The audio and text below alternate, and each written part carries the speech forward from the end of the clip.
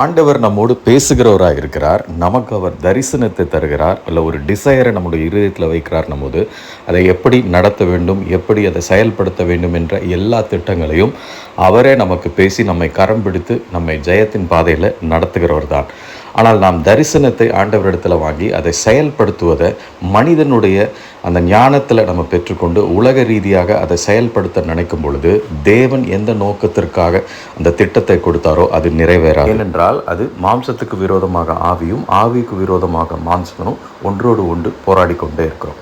அப்போ மனுஷனை பிரியப்படுத்துகிற விஷயம் நிச்சயமாக தேவனை பிரியப்படுத்தாது. பல நேரங்களில் ஆவிக்குரிய கனிகள் நம்ம இடத்துல இல்லாதனால அவசரப்பட்டு அந்த சுச்சுவேஷனில் நம்ம பேனிக் ஆகி மனுஷனுடைய உதவியை தேடி ஓடி போயிடுறோம். அப்போ அந்த மாதிரி போகும் பொழுது நம்ம இயேசுவின் வல்லமையும் அவருடைய அன்பையும் நம்ம நிராகரித்து அறியாமை நிமித்தமாக அந்த இடத்துல விழுந்து போகிறோம். அழைத்த தேவன் உண்மையுள்ளவர். அவர் நிச்சயமாய் நம்மை நடத்தி செல்ல வல்லவராயிருக்கிறார். அவர் கைவிட மாட்டார்.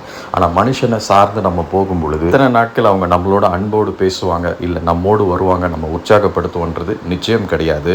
ஆனால் தேவன் ஒருபோதும் நம்மை கைவிடுவதில்லை.